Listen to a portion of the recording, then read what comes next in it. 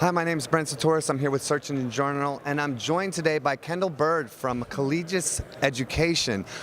Kendall, you've been, in the social media marketing space for a long time now. One of the top experts when it comes to social media in general. But I wanted to talk to you about Facebook Live. Facebook Live is one of those things that's really kind of blown up, but I feel like a lot of people are struggling to kind of figure out how to utilize it, what's the right way to utilize it. A lot of what I see is a lot of people testing more than actually utilizing it, which is understandable. But for people out there who are really looking at Facebook Live as an opportunity for them on Facebook, what would you say to them? What are you seeing for the usage of it, and how can they kind of start to incorporate it in their strategy?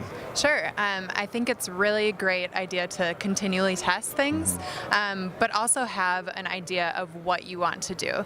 So if you have a larger initiative going on that maybe would be a really good outlet to share with your followers, that would be something that I would definitely look into for creating a Facebook Live event, or broadcast, I should say. And from there, just kind of see what happens with that video, see how many views you get, see how many interactions. Engagement is so important on social media these days, especially with Facebook really changing organic. Sure. And video is what they're putting into play. They are prioritizing video. One of the cool things with Facebook is every time they have a new feature, they kind of really push it, right? So right now, for the time being, when you go live, everybody gets notified that you've gone live, unless you turn it off. So it's kind of a default thing.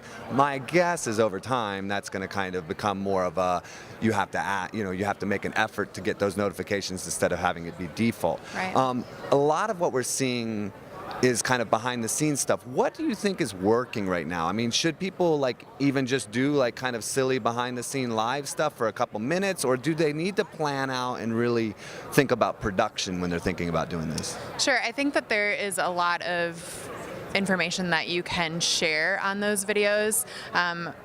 Showing that behind the scenes aspect to give your followers just a little taste of what it is like, but at the same time you do want to have a plan and really prioritize that plan. Make sure that you're following by that and have somewhat of a production, but not make it overly produced, because it is supposed to be organic, and you want your followers to really be a part of the experience rather than have it just be a video. Absolutely. And I've seen some of the the news agencies and a couple other places start to do some of the behind the scenes stuff, little outtakes, and it's really kind of fun to watch. It's kind of the same kind of thing you do with the Snapchat videos, that kind of personal feel. I have noticed some conversation and some companies that have started to utilize the live, almost not doing live broadcast, right? So there's still they're trying to say well, it's live, so this is a live event that we recorded last month, so it's still technically something that is a live recording, but it's not live right now. What's your view on, do you need to be live at that moment, or can it be pre-recorded live material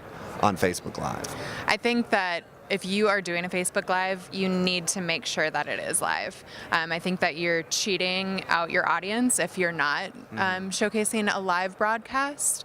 I think that it's still important to share video outside of Facebook Live because, like I said earlier, Facebook is prioritizing video. And the more video that you're showing, the more you're going to pop up in organic search. So in my opinion, I wouldn't do a pre-recorded video cast for Facebook Live. Like I said, I think that's cheating your audience out. Absolutely, I agree. And so just kind of one last thing, do you have any examples of companies that are kind of doing, in your mind, that are doing Facebook Live well right now, or is it still kind of early to kind of really see? Sure. I really enjoy actually watching Birchbox's videos on Facebook Live. Birchbox is a really awesome company for women and for men, sending you monthly boxes with different products, and they typically will do unboxing events. They'll also do just Facebook Lives on different products that they're showcasing. So I think that they do a really nice job, and they're really good at pre-promoting their video and also sharing it out afterwards. So this is going to be something that's going to continue to evolve. It's going to continue to become a bigger part of people's strategy, I believe.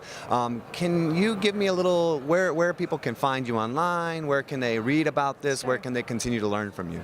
Sure. I actually just wrote a blog article about Facebook Live for my company, Collegius Education. So if you go to collegiuseducation.com, you can find that specific article.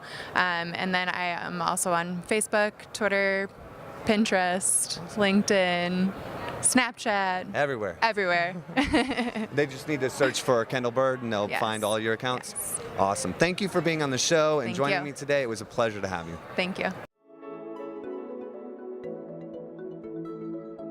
Hi, my name is Brent Satoris. I'm here with Search Engine Journal. I'm joined today by Gary Yesh, Chief of Sunshine and Happiness at Google. That's correct. Welcome. Thank you for joining us this morning. Thank you for having me. There's been a lot of discussion, I don't know, a lot of discussion, but there's been some decent discussion recent about Penguin. It's, I never heard about penguins. No. They've been running around here chasing you, so. Becoming more of a part of the everyday algorithm, the live algorithm. Yeah. And Takeaway Summit is the 3 takeaways structure. Yes. I'm leaving with way more. I also like the single session format for conferences. I agreed to be a speaker here because I think above all else, the quality of people who attend the meeting, something to be said about the fact that you can't just, hey, come. It's by invitation only. What I've really liked about the speakers is that it's been very well-rounded.